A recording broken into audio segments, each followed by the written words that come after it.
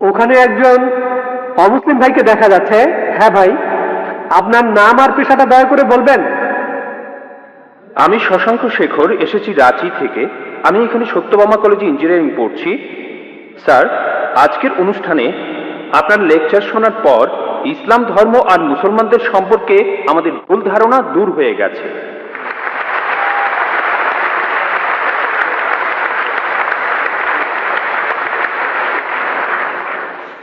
Sir, আমি জম্মু আর কাশ্মীরে গিয়েছি, সেখানকার ভীতিকর অবস্থা দেখেছি। মানুষ সেখানে কষ্টে আছে মুসলমানদের সেই তথাকথিত জিহাদের কারণে। স্যার, আমার প্রশ্নটা হলো, ইসলাম কি এইসব কাজের অনুমতি দেয়? যদি না দেয়, তাহলে এই জিহাদ শব্দটার অর্থ আসলে কি? কারণ পবিত্র কোরআনেই সূরা আরাফের 56 নম্বর আয়াতে বলা হয়েছে, তোমরা বিপর্যয় ঘটিও না। অথবা সূরা শুরার 40 নম্বর আয়াতে বলা হয়েছে যে প্রতিশোধ নেয়ার চাইতে ক্ষমা করা উত্তম। অথবা সূরা মাইদার 32 নম্বর আয়াতে বলা হয়েছে যে যদি কেউ কাউকে হত্যা করে সে মানব জাতিকেই হত্যা করলো। স্যার, একই বিষয় নিয়ে আমার আরো প্রশ্ন আছে। সেটা হলো, ইসলাম ধর্মে কোন জিনিসটাকে আমরা বেশি গুরুত্ব দেব, ধর্ম বা মাযহাব, নাকি আমাদের দেশ, মাদারল্যান্ড, মাতৃভূমি বা কওম? অনেক ধন্যবাদ। ভাই, আপনি খুব সুন্দর একটা প্রশ্ন করেছেন। প্রথম প্রশ্নটা হচ্ছে ইসলাম ধর্মে জিহাদ নিয়ে প্রশ্ন করলেন যে কেন মানুষ যুদ্ধ করছে কাশ্মীরে, যা হচ্ছে জিহাদ, এটাকে ইসলাম কি অনুমতি দেয়? জিহাদ শব্দের অর্থ কি? এটা কি কোরআনে সূরা মাইদার 32 নম্বর আয়াতের বিরুদ্ধে যায় না? ভাই, এই জিহাদ সম্পর্কে বলি, এ ব্যাপারে ভুল ধারণা শুধু অমুসলিমদের মধ্যে নেই, মুসলমানদের মধ্যেও রয়েছে। বেশিরভাগ মানুষই এমনটা ভাবে যে কোনো মুসলিম যদি কোনো যুদ্ধ করে, যে কোনো যুদ্ধ হতে পারে নিজের সুবিধার জন্য, হতে পারে পলিটিক্সের জন্য, হোক সেটা ভাষার জন্য, হোক বর্ণের জন্য, সেটাই হলো জিহাদ। মুসলমানদের যুদ্ধ করাটাকে জিহাদ বলা হয় না। জিহাদ শব্দটা এসেছে আরবি শব্দ জাহাদা থেকে, তার মানে চেষ্টা করা, তার মানে পরিশ্রম করা। জিহাদ মানে সংগ্রাম, কোনো কিছুর জন্য চেষ্টা বা পরিশ্রম করা। ইসলামিক অভিধান অনুযায়ী জিহাদ অর্থ কারো অসৎ প্রবৃত্তির বিরুদ্ধে সর্বশক্তি দিয়ে লড়াই করা। এছাড়াও জিহাদ মানে সমাজের উন্নতির জন্য চেষ্টা করা। এছাড়াও জিহাদ শব্দটা যে যুদ্ধক্ষেত্রে আত্মরক্ষাকেও বোঝানো হয়ে থাকে। জিহাদের অর্থ অন্যায় অত্যাচারের বিরুদ্ধে লড়াই করা। জিহাদের মূল অর্থ চেষ্টা বা পরিশ্রম করা। অনেক মানুষের ভুল ধারণা আছে যে জিহাদ মানে পবিত্র যুদ্ধ। তারা জিহাদের অনুবাদ করে পবিত্র যুদ্ধ।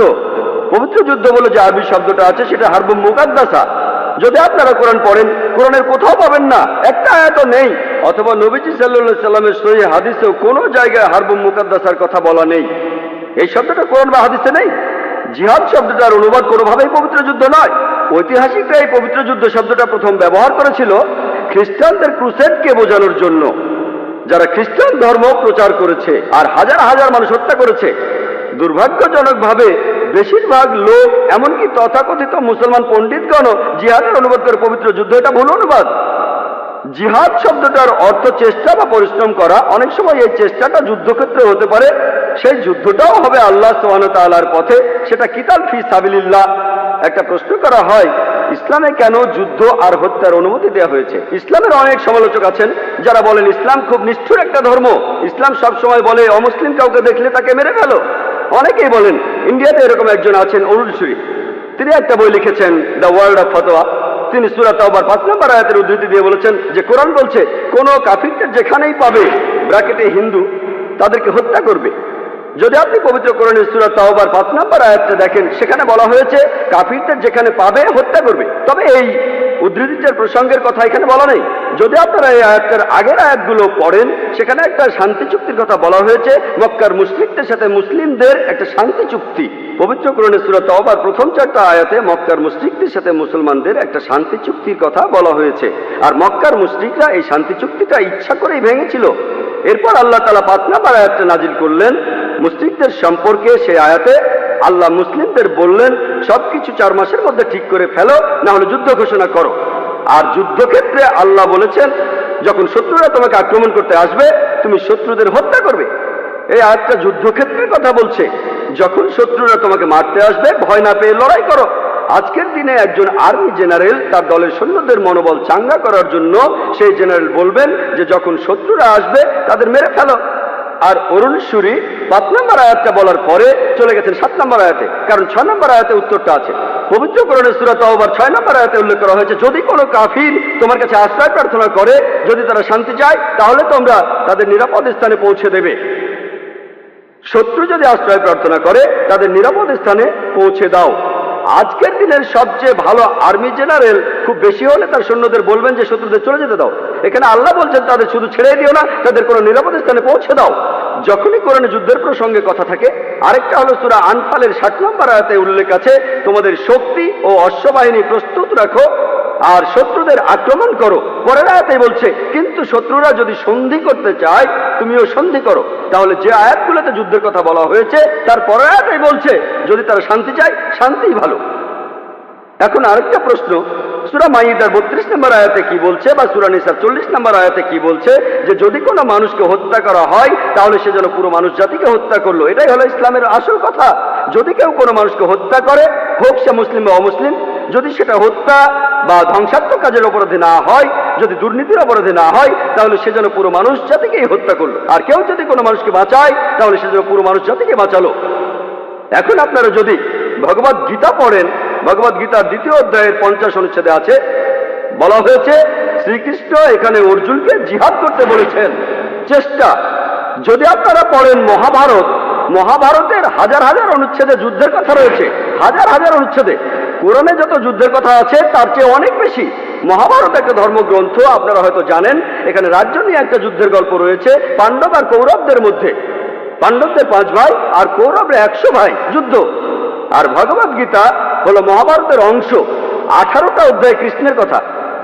প্রভু তিনি উপদেশ দিচ্ছেন অর্জুনকে। অর্জুন বলছে, এটা আছে ভগবদ গীতার 1 নম্বর অধ্যায় 42 থেকে 46 অনুচ্ছেদে, আমি আমার আত্মীয়দের সাথে যুদ্ধ না করে নিরস্ত্র অবস্থায় এই যুদ্ধক্ষেত্রে মরে যাব। কিভাবে জ্ঞাতি ভাইদের সাথে যুদ্ধ করব? কৌরবরা আমার জ্ঞাতি ভাই, যুদ্ধ না করে আমি বরং যুদ্ধক্ষেত্রে নিরস্ত্র অবস্থায় মরে যাব। ঠিক তখনই শ্রীকৃষ্ণ জানেন তিনি কি বলেছিলেন? 2য় অধ্যায় 2 আর 3 অনুচ্ছেদে আছে, তোমার মনে এমন অশুদ্ধ চিন্তা এলো কিভাবে? এটা একটা পাপ। তুমি এতটা দুর্বল হলে কিভাবে? তোমার হৃদয় দুর্বল হলো কিভাবে? শ্রীকৃষ্ণ নিজেই বলেছেন যে অর্জুনের চিন্তাটা ঠিক নয়, এটা অশুদ্ধ চিন্তা, এটা একটা পাপ। এটা করলে তুমি স্বর্গে যেতে পারবে না, তুমি বেহেশতে যেতে পারবে না। এরপরে ভগবদ গীতার 2য় অধ্যায়ের 31 থেকে 33 অনুচ্ছেদে আছে, শ্রীকৃষ্ণ তিনি বলেছেন, তিনি অর্জুনকে বলেছেন যে ক্ষত্রিয়দের দায়িত্ব হলো যুদ্ধ করা। যদি যুদ্ধ না করো তাহলে স্বর্গে যেতে পারবে না, আর যুদ্ধ না করলে তুমি একটা পাপ করবে।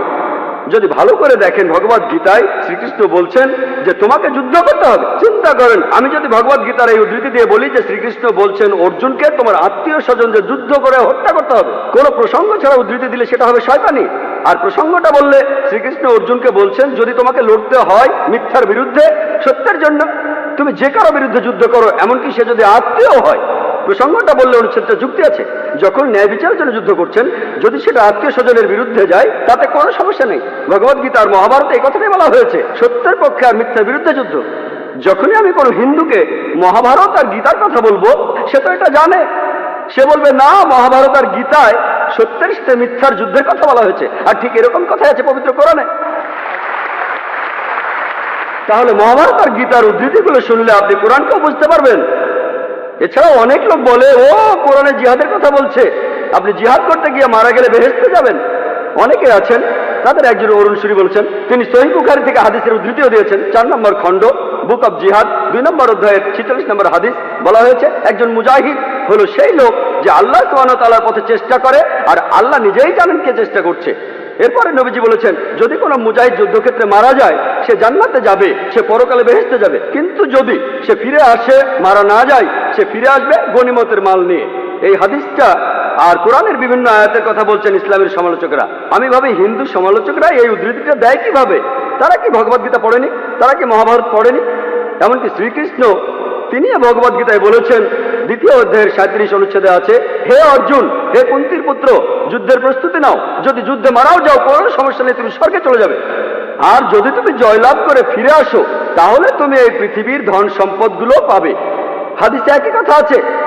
তাহলে কৃষ্ণ যখন অর্জুনকে বলছে যুদ্ধ করো, সমস্যা নেই, যদি মারা যাও স্বর্গে চলে যাবে, যদি যুদ্ধে জিতে ফিরে আসো তুমি অনেক ধন সম্পদ পাবে।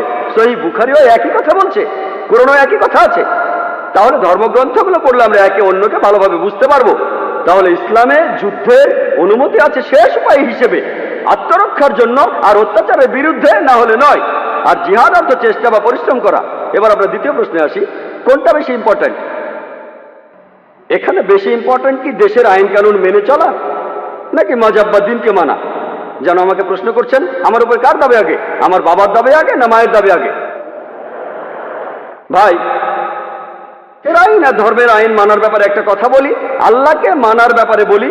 মহান ঈশ্বর আমাদের সৃষ্টিকর্তা, তিনি আমাদের চাইতে অনেক উপরে। ঈশ্বরের আইন মেনে চলাটা আমাদের কাছে সবচেয়ে ইম্পর্টেন্ট, অন্য যে কোনো আইনের চাইতে। সে আইনটা যেই লিখুক না কেন, তবে আমি একজন ইন্ডিয়ান, আমি জানি যে ইন্ডিয়ার সংবিধানে এমন কোনো আইন নেই যেটা ইন্ডিয়ার কোনো মুসলমানকে তার ধর্ম পালন করতে বাধা দেয়। কোনো বাধা নেই। সত্যি বলতে ইন্ডিয়া এমন একটি দেশ যার সংবিধানে লেখা আছে যে ইন্ডিয়ার নাগরিক, তাদের জন্য এটা জন্মগত অধিকার যে তারা তাদের ধর্ম পালন করতে পারবে। আমিও সে কাজই করছি।